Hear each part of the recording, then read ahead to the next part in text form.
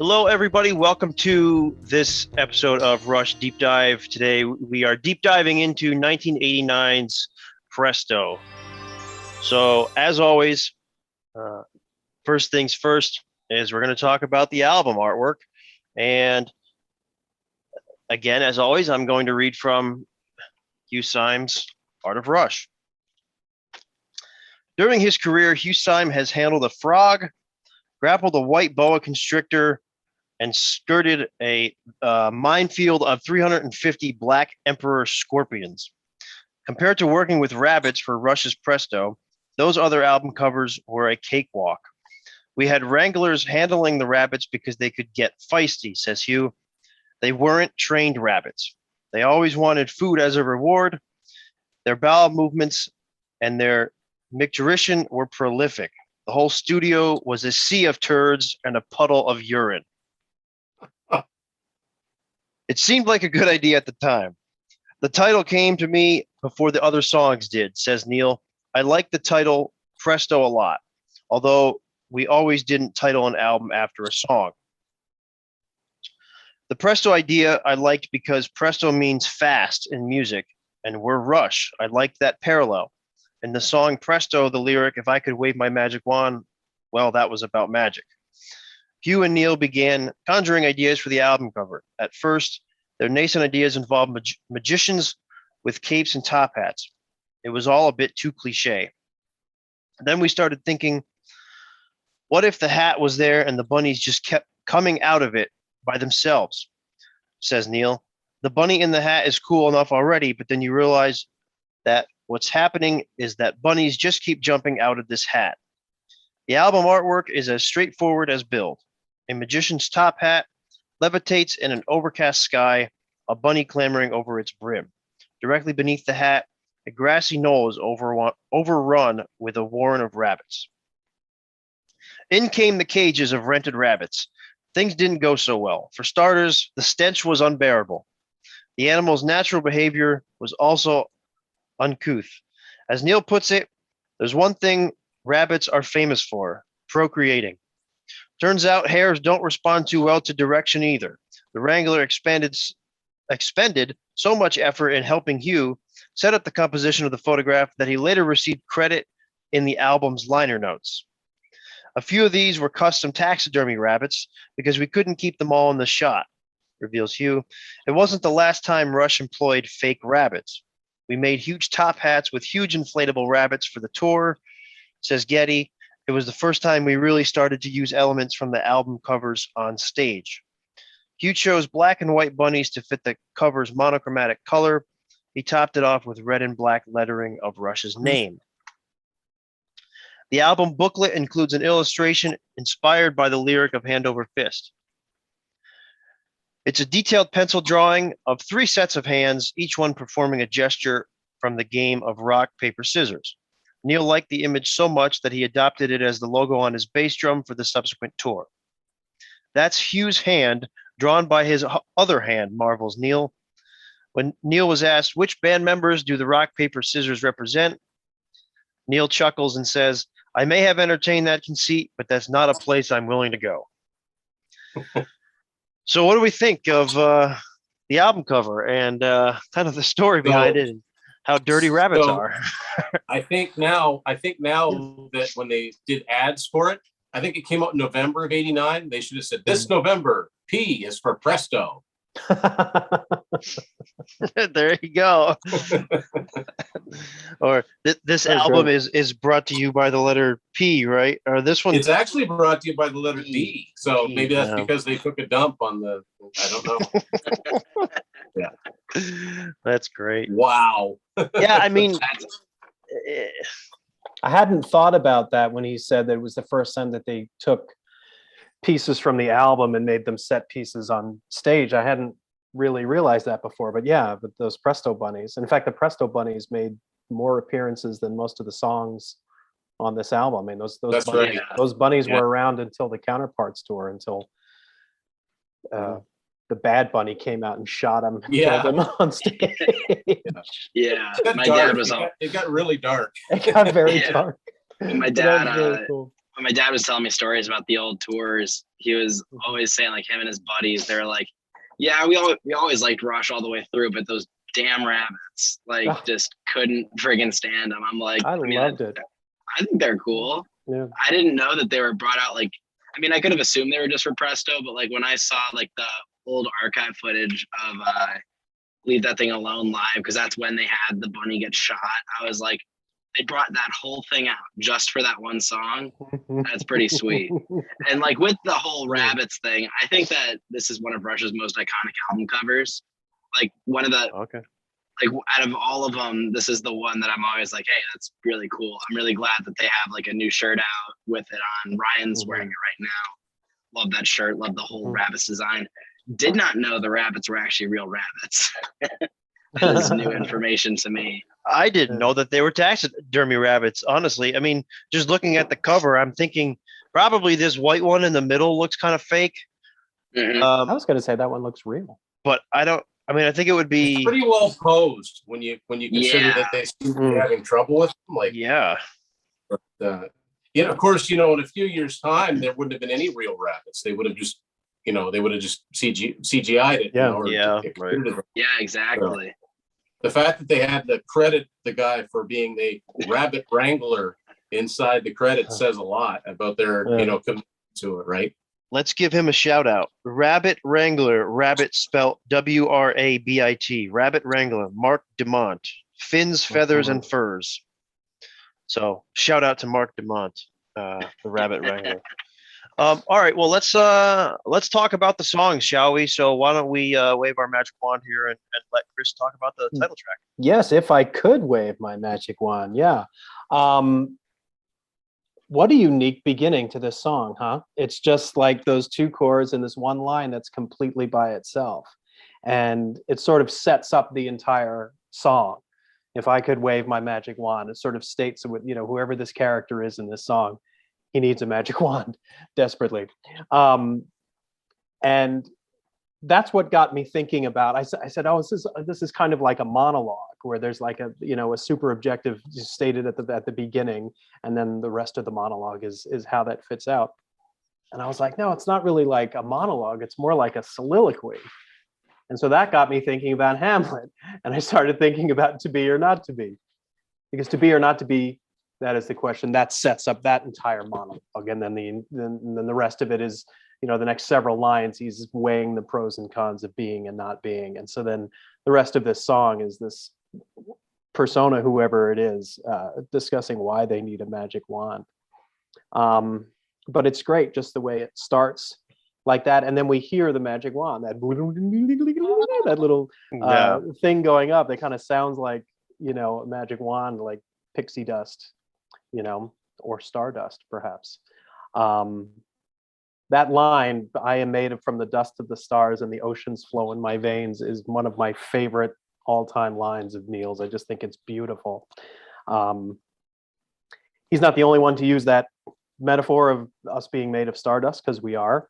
And in fact, I found a little quote from a Dr. David Hamilton, who says, "Every atom in your body was made in a star. That means that those that make your heart, brain cells, skin, hair, teeth, bones, even the air you breathe, plus all those that compose the trees, dogs and cats, rabbits and horses, lions and tigers and bears, oh my, plus the insects, birds, fish, roads, buildings, and cars. The basic components of everything within you and around you were made in a star, and you are deeply connected to all of it. Your body is the remnants of a star after it took its last breath." So I think that's very cool.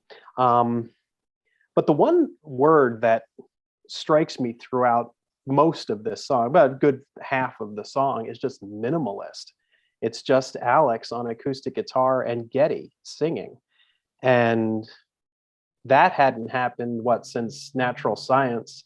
You know, there's acoustic throughout Mystic Rhythms, but there's a gazillion other things going on with it. This is just Alex and Geddy. And Neil like slowly works in, you know, with the his snare drum accents and the bass drum and stuff before it really starts to get going. And not even any bass. And so I think it's great. I mean, what's so great about this period is, and it starts, earlier in the 80s and continues. There was such a focus on melody and more on songwriting rather than just trying to get as many notes into one measure as possible. Just stuff that they used to do. And Geddy once said that, he said, in the past, our songs were basically instrumentals with vocals on top of them. But then over the years, they consciously started to write songs around melody. And this is just a beautiful example of that because it's so damn good. I've never been exactly sure what this song is about. I'm hesitant ever to take his lyrics literally. There's certain parts of the song where I think, yeah, he could be talking about himself. The evening plane rises up from the runway. I look down into a million houses. Maybe that went through his head, getting on a plane, having to go meet the band out on the West Coast for the next leg of the tour. He's got to leave again, but he was never one to admit, at least anyway, that the songs were him, or not. But let's see. I waited 21 years for them to perform this live. They finally did. I loved the way it sounded. Love the way they took a slightly different arrangement to it, adding that second "Don't Ask Me" before the guitar solo on Time Machine. Yeah. I thought I was going to say this, but now's a good time to say it to piggyback off what you just said. Mm-hmm. I thought the song Presto on Time Machine was one of, if not the highlights of the entire show. Yeah, it was so well done. It was just, mm-hmm. Yeah. It was one of those songs that when I saw the Time Machine tour, the first time I saw it, I screamed so loud because I'd given up on hearing this song. I mean, like once an album came out and they didn't play a song, I'm like, well, I guess I'm never going to hear that. Right. And those first two chords of that song, and I was surrounded by, not to get on a high, let's just say people who weren't quite on my level, okay, and didn't quite understand the importance of what we were seeing. Sure. And I'm screaming. These people are looking at me like, "What's this guy all about?" I'm like, "You have no idea." But you know what I love about this song lyrically is that after all this poetry you hear earlier about the the constellations of light and I'm the dust of the stars and the oceans flow in my veins. When he gets to the end, he's like, you know what? Don't ask me. I don't know. I'm just flying by the seat of my pants here. I don't get it. Yeah. And that's what's the kind of funny thing that took me back to Hamlet is that by the end of the to be or not to be speech, he's like, I'm not going to do anything. I've thought about this too much, And I just think it's funny that he ends up with that. And I radiate more heat than light. I used to think that was kind of a play on, like my bark is worse than my bite kind of thing. But I don't think it's that. I think it's more of, somebody that's sort of full of hot air and maybe good at saying what he thinks is wrong, but doesn't really have too much in terms of a viable solution, doesn't know what to do, So that's why somebody might go to, but like, you know what, if I just had a freaking magic wand, I can just, and whatever's going on in my life, whatever's pissing me off, whatever pissing anybody else off, whoever's starving, whoever's being unjustly kept, I could just save the world with this magic wand if I had it. So it's almost a precursor to Empty Vessels Scream So Loud. Mm-hmm. Snakes and Arrows. What's the song? Faithless. Mm-hmm. Yeah. It's almost a precursor to that. Mm-hmm. Mm-hmm. Yeah. I think you're good, Chris. Mm-hmm. Good? Yeah, I think so. Yeah, I think I agree with you that it's tough to take Neil's lyrics literally, but I feel like this one you kind of can, because I agree that there really isn't. I don't think there's anything deeper to this. Maybe there is, but like it just. I have a couple quotes from Neil. First one from Contents Under Pressure. He says, "I had used Presto in an ironic sense and wishing that I had magic powers to make things right." And I just really like the word. And then he says, in Merely Players, the song Presto reflects me and my life as a theme, although I invented this scenario. I just love Ah. personally. I love the verse. Go ahead. I was just gonna say. Go ahead. Fine. Well, I was going to say, I mean, if that's what it is, here I hide in the heart of the city like a stranger coming out of the rain. I mean, that just kind of reminds me of Neil. You know, one of the few times I saw Neil in person, he got off his tour bus, you know, with this hoodie on. Yeah, and he was walking yeah. like this, you know, because he's trying to hide from everybody. And you know, that's interesting that he said that. You know. And the thing that sticks out for me in this song after reading Ghost Rider, because he says this in Ghost Rider, he'll say, "What a fool I used to be." And then he said, "The truest words I ever wrote, and they get truer every day." Yeah. It's like reflection, you know? Yeah. For a guy who doesn't really like to reflect that much. Right. Yeah. I really see this as a song about someone, I mean, it's obviously there is stuff in there about Neil. I see it as someone who struggles kind of with social awkwardness, gets in their head a lot. I go back to the song all the time and I think about it. This is probably my favorite song on this album. Lyrics like, I radiate more heat than light. I see that as someone who sees that everything that they do just causes more unnecessary conflict. Stranger in the rain, just everything like that, trying to stay out of it. But it's like, I look down into a million houses and I wonder what you're doing tonight. Like feeling like you have to stay back, but you want to be involved and things like that. I feel like this song is one of the most like candid views into Neil's mind or into the mind of anyone who struggles with these kind of concepts. Right. It's an interesting point. I never really thought about it. It's interesting too. Yeah. Like being in an airplane and looking down on things that you're right. You're a part of it, but you're not. You're just sort of, you're peering in. You're looking. Yeah. And even though this came out in 1989, I said this in a previous roundtable about, not in the previous roundtable, I think I said it about virtuality in the Test for Echo deep dive. Watch it if you haven't. In the realm of in the world of social media, and as someone who's grown up with it, you see everything that people are doing, but you aren't a part of it, really. Like you see what everybody's doing, you want to be involved, but you can't, and then you feel like whenever you go into something bad happens or you don't fit in. And I just think every day songs like Presto just become more and more relevant. See, I was just gonna say my favorite verse from the song. The evening plane rises up from the runway over constellations of light. I look down into a million houses and wonder what you're doing tonight. It creates this vision in my head of like a person literally looking out a plane window at the world below, kind of thinking back, because he also states, you know, what a fool I was for you and what a fool I used to be. Those are both past tense.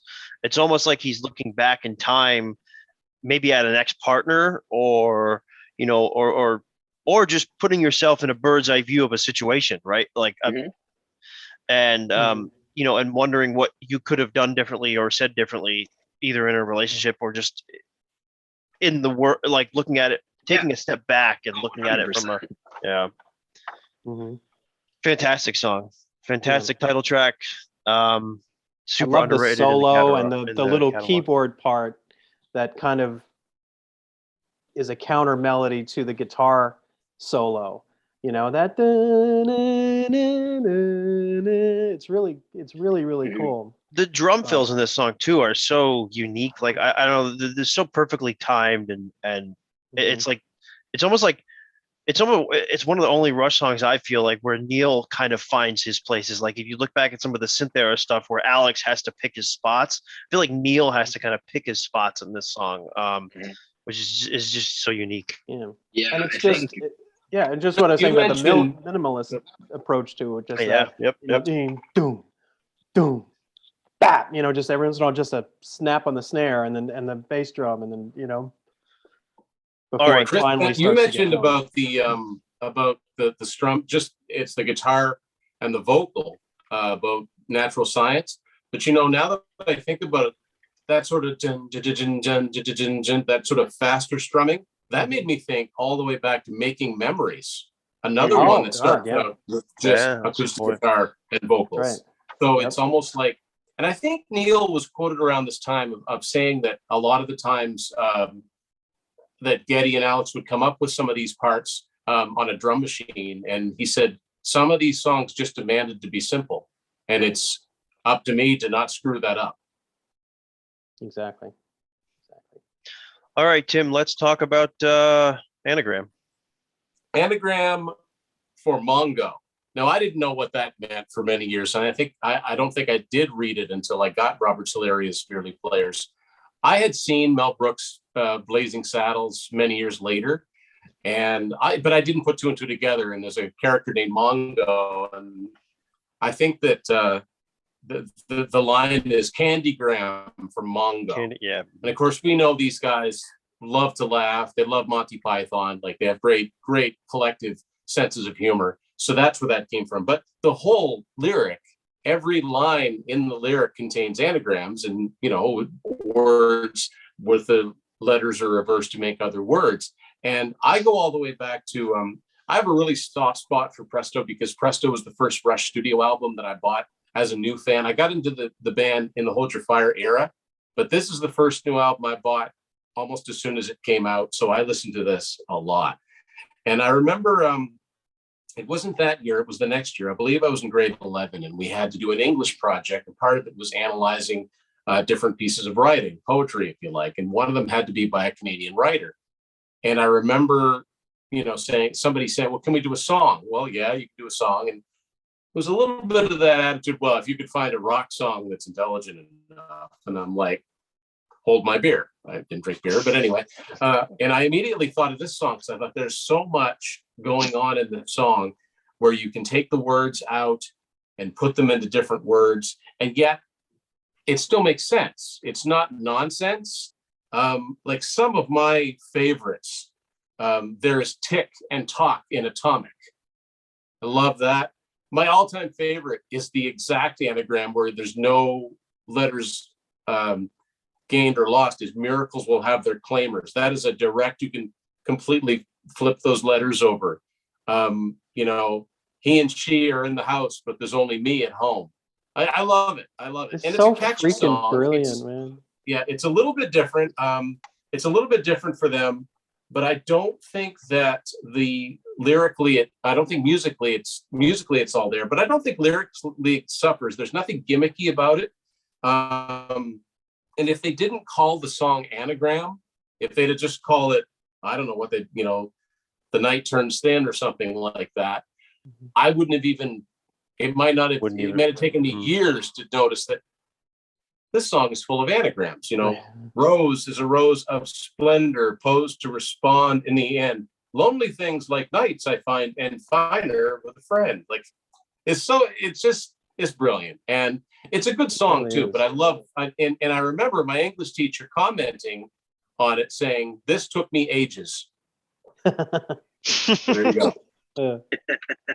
And I don't believe this was ever performed live. So this is one of those forever sealed, hermetically sealed in the studio. So maybe that kind of makes it special in a way. Probably for good reason, because if you try to sing some of these, they're quite the tongue twisters. Could you imagine?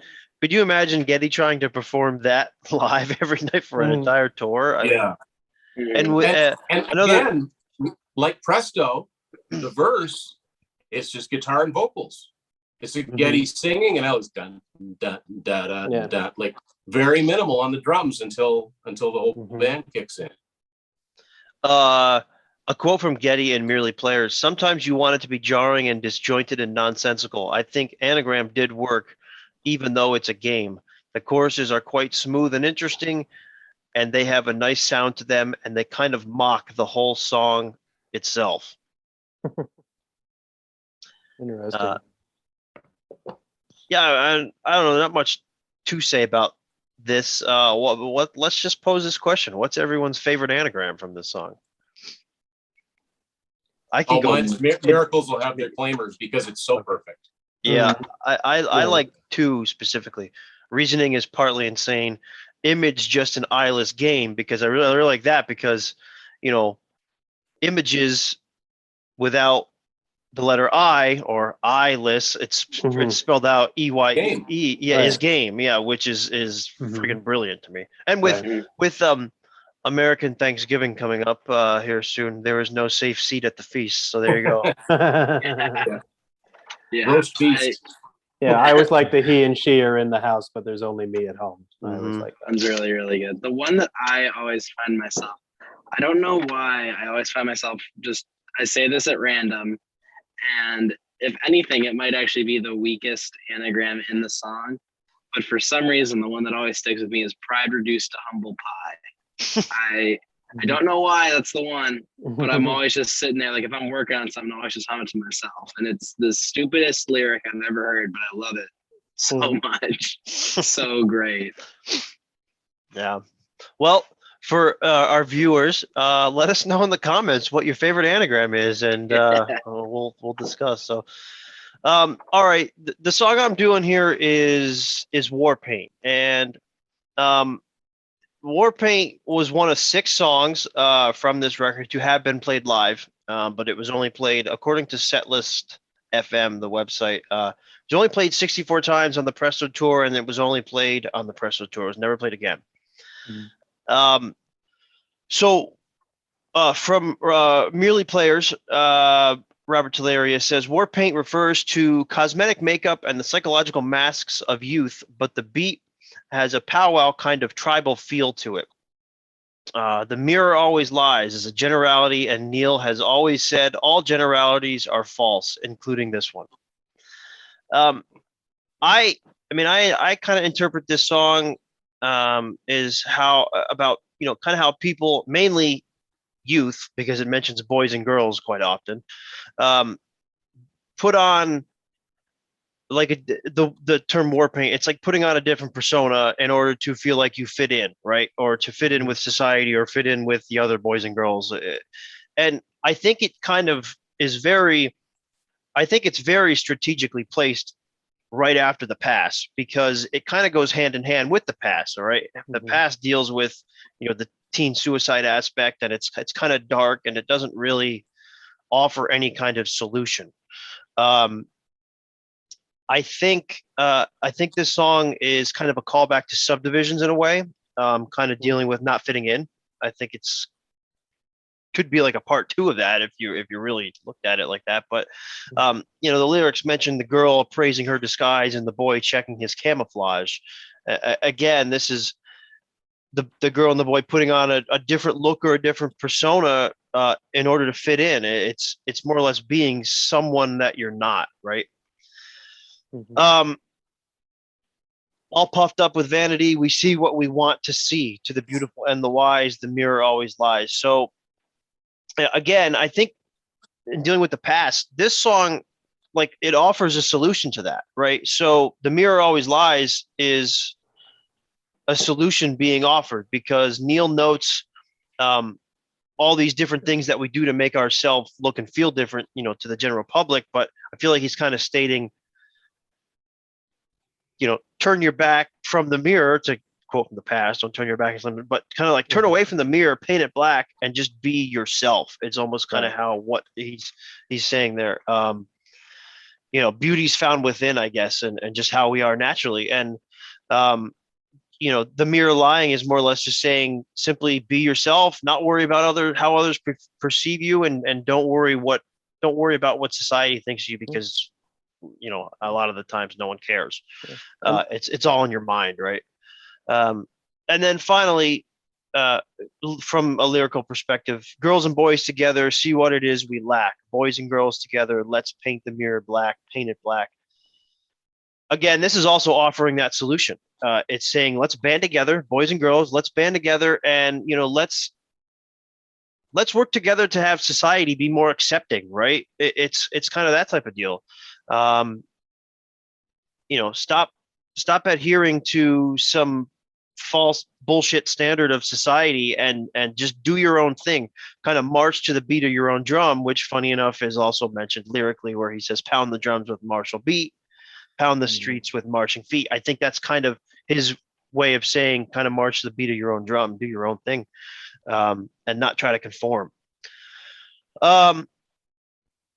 Musically, I mean, a lot of people say the drums on Presto and Roll the Bones are kind of tinny or kind of, I don't know, not as prominent. And yeah, I guess, okay, they're not as prominent as hard hitting it, in something like Counterpart, just something after it. But I would argue that I guess it wasn't necessarily needed on these on Presto and Roll the Bones. I would say it had nothing to do with what Neil was playing. I just think it was just how it was recorded. It was just recorded. Yes, in a different way. Like the album in general is kind of tinny. Yeah. It's very agree with that, but I almost feel like it was kind of necessary because you're transitioning from Hold Your Fire and synthy and everything, and you can't just go boom right into the heavy stuff again, right? With Counterparts, it kind of was needed. It's kind of a good transitional album there. But I mean, I remember first hearing Show Don't Tell, that first we were like, whoa, Alex is back. It was it sounded like heavy as hell at the time. I mean, you look back on it now. Yeah, exactly. Sure. It's hard to think about, like, the songs on Presto and Roll the Bones, but especially Presto with like that Counterparts snare sound, that big boomy snare sound. The drums on Presto were extremely bright, extremely high up in the mix, and they just snap almost like a little bit like Stuart Copeland from the Police. A little bit. Like you hear that snap, the snare almost takes your head off because it's so abrupt. I think I was going to say Alex being back, the guitar solo on this song, it's not a standout, but it certainly adds a nice vibe, atmosphere. It's got that real like kind of blues, that when he goes down in that part. I would think that, like, lyrically speaking, like the 2021 equivalent to this would be social media, and about how there are some people who have their online persona. Look how much fun I'm having, everybody. Everything in my life is great, when maybe it's not, but that's what they present to everybody. That's a very good you gotta point. have the the happy picture at Disney. Even if your husband beat the shit out of you 10 minutes after that. I went to a really dark place, but that's really dark. There's a lot of personas being put on. Yes. Yeah. The illusion literally all persona, of vanity. Exactly. We see what we want to see. That's it. Right. And now with put out to the world media, you have and with social media, you have the ability to really do that. Exactly. That's a really good point. And then when it comes to like the whole polishes his armor and the charger in the garage, it's all about self-image, trying to pump yourself up. And I love how there's the cross play between like night imagery, like say like the princess and stuff like that, and then tying back into modern day. Just the whole idea of polishes his armor and the charger in the garage, like as a literal car. I just think that's awesome. Yeah. And the charger was like always like the freaking symbol of I was just gonna say, was that like a status symbol or something? Okay. Yeah, just the Dodge Charger. It's it's just a muscle car, and a lot of people had that. Makes me think of the General Lee from the Dukes of Hazzard. Right. yeah. That was a Charger, right? That was a Charger. Yeah, I think so. Pretty sure. Yeah, I mean, I think just the last thing I wanted to say about this song is, I love this song. I think it's one of the best on Presto, but I also don't think it's not catalog wise. It's not really a big time standout song or anything. It's certainly not a stinker. It's just I think of this song as a very decent middle of the road Rush song. And if it's not one that, you ever gave a listen to, of course the four of us have, but if it's not, those listening, if it's something that you avoided, go back and listen to it. It's got a cool vibe, a nice message. And, I've been listening to this whole album all week, and then when that song came on, I was just like, you forget about how great it is. And for some reason, I remember this very clearly live. I remember the performance and the way Geddy sang the ending part. The mirror always lies. He was just like, he was killing it, and it was great. All right. I think that this song could have been my last little thing. I think the song could have been great as like a live staple just for the ending of it. Because I mean, from the videos that I've tried to find of Presto Tour, I don't know if anybody was like all at the same time doing like the boys and girls together thing, like singing that. but I feel like that would have just been like an awesome, just like big crowd song. Yeah. Just something with like at the end of the song with huge crowd participation.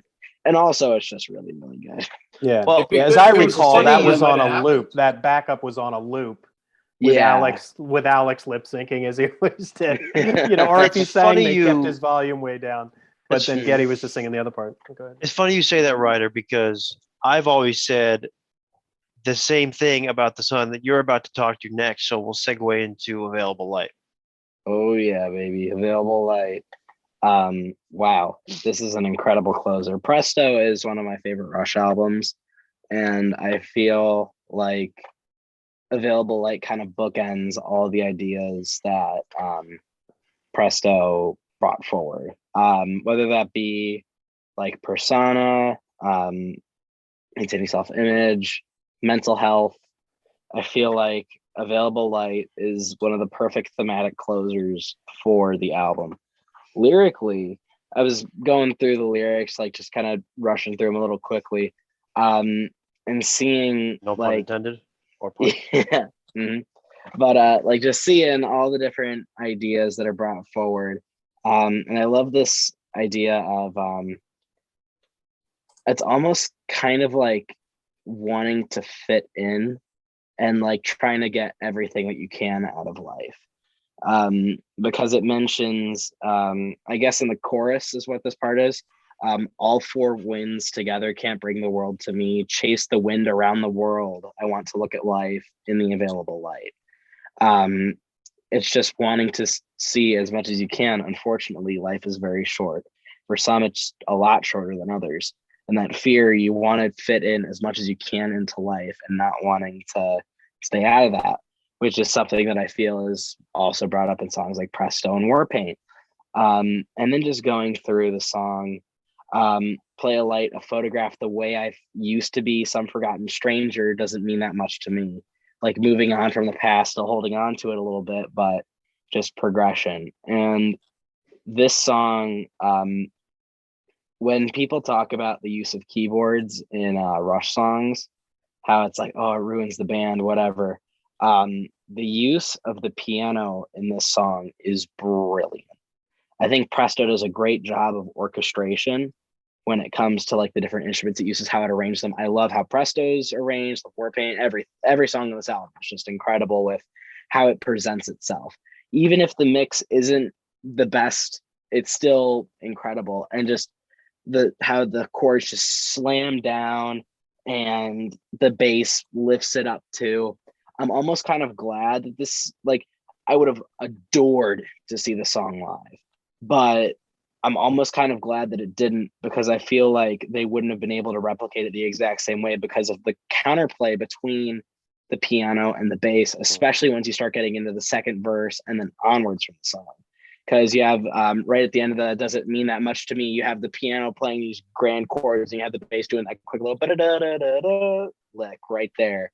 That's one of my favorite licks in Rush bass history. I adore it. And then just how the song kind of floats away. It builds up with everything around it. And then it's just in the background, you hear, oh, the wind can carry and the available light and all the voices that are going around in the background. Another thing from Presto, which I really, really like, I feel like I'm talking more about Presto than I am available light here. But yeah, just the way it's all presentation and how it carries itself and its message. And it's almost as if the winds that it mentions in the song are the ones that are going in the background, like a beacon in the wind or whatever. Mm-hmm. It's incredible. And the vocals in the song, people have said it on the show, not on the show, on Rush Roundtable. This is one of Geddy's best vocal performances. Yeah. Not just the high note that he hits after the chorus, but just in general, the emotion that is present in this song is unreal. I just think that Available Light, just as a whole, is one of the best Rush songs, and just how it carries itself, how it gets its point across. It's just amazing. And I couldn't have thought of any better way to end Presto. Yeah, that line, the way he sings that trick of light, moving picture, that is, beautiful. But also that in the available light with no auto tune, that's freaking want amazing. to piggyback on that. I actually have a quote from a very intelligent man from New Brunswick, from Rush Roundtable episode number 41. It is from our pal Tim Durling in the bottom right corner. He says, God. Getty's possible peak Yep, about this song. And I mean, Tim, you said that on, I think we did the 3-word game or whatever. We did a fun episode, and you got available light, and that's what you said. Those were your 3 words about available light. Getty's possible peak, and that always stuck with me from we're 60 episodes past that, and we're almost a year ago, and that always stuck with me because. I mean, has there been an episode of Getty's best vocal performances? No, we'll have to do it. There you go. That's got to be up there. And Ryan is right. It's not just that one line. I mean, that's that's the climax to it all. But he emotes so well throughout the song. And it's funny, I never noticed this before. As you talk about the way it fades in, like I'll go with the wind, I'll stand in the light, and it's got it and both the side closers to this album end about the same. They just kind of nicely float away. And the other thing about this song, when I first heard it, it's like, oh, the wind can carry that part. I thought that was the chorus. So I'm like, okay, this is cool. But no, they come at you with an even bigger, more forceful chorus. And it's like, And the harmonies in that section, the vocal arrangement in that section is beautiful with the other voices doing. After all the echoes home to me, they could have gone back into the verse and be like, oh, it was really good. But no, it was like they said, no, we're going to take you higher. Mm-hmm. I have a quote from a guy named Rob Friedman from Rush Vault. It is I think he probably runs that site. I think very accurately describes this song. He says the piece uses wind and light as metaphors for how we gather information about the world. The wind in constant motion sees everything and carries what it sees wherever it travels. If you know how to listen to it, you can hear it speak to us as it howls through the buildings in the city.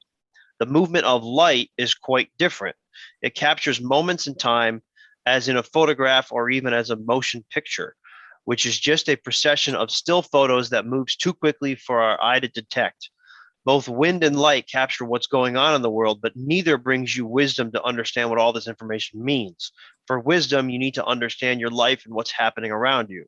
You gather wisdom by understanding what you're seeing in the available light around you. I thought that just so accurately depicted the lyrics in this song.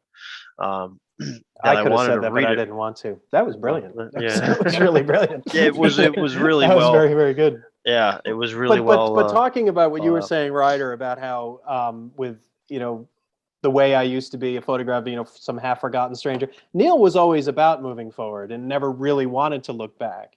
And so part of I want to look at life in the available light of like what's going on now and what's going to what's ahead. That makes me think of the lyric in Time Stand Still. What is it? I'm not looking back. Not looking back, but I want to look around me. Look around me now. But for that matter, both Presto and Available Light both talk about the stranger metaphor, and they mentioned used to be. Mm-hmm. Yeah, I feel like this album is about reflection and about like thematic. There's obviously other albums, Roll the Bones, Counterparts, 2112, Clockwork Angels, that you really see this thematic theme or a story throughout. But I think this album really has the same type of deal going on. The more we talk about it, this is kind of a concept album. It's even looking at songs like Scars of Pleasure, Scars of Pain, Atmospheric Changes Make Me Sensitive Again. Yeah. Like just going through the whole, it's crazy. This whole album is just like, it really is like, it's almost kind of just like, in my opinion, I feel like it's almost the most direct connection to the inside of Neil's mind that we really have. Yeah. Maybe if that was resonate and echo back again. Yeah, that's a good point. Yeah. Out of any, and I know that it probably wasn't the intended. Well, other than Vapor Trails, I would assume. Oh, right? Well, yeah, other than Vapor Trails, obviously that one's number one up there. Yeah. But when it comes to just like the back of his mind and just like how his nature is, whether intentional or not, I feel like that seeps in a lot through in this record. And I think it makes it one of the most honest Rush albums. not saying that other albums don't like have sincerity between their meaning, but like it's personal, very, very in with all of its lyrical themes just centered around Neil. Yeah. Very, very interesting looking back on that now. I think last thing I want to say, because I always like to touch on Alex's solos because I think they're so fantastic. The solo in the song, close your eyes, put the headphones on, and just enjoy it because it's phenomenal. It is a fantastic, extremely underrated guitar solo. I think this song is a very underrated song and a very underrated closing track in the catalog. So I think we can wrap with that. Feel free to leave. Well, first of all, I will say Donna was not able to be with us on this episode. Ryder so graciously filled in last minute. Donna will be with us next time when we discuss Hold Your Fire. So that will be coming up next month. And feel free to leave any comments on this video. We'll gladly join the discussion with you in the comment section. So with that, guys, thank you very much and take care. Peace.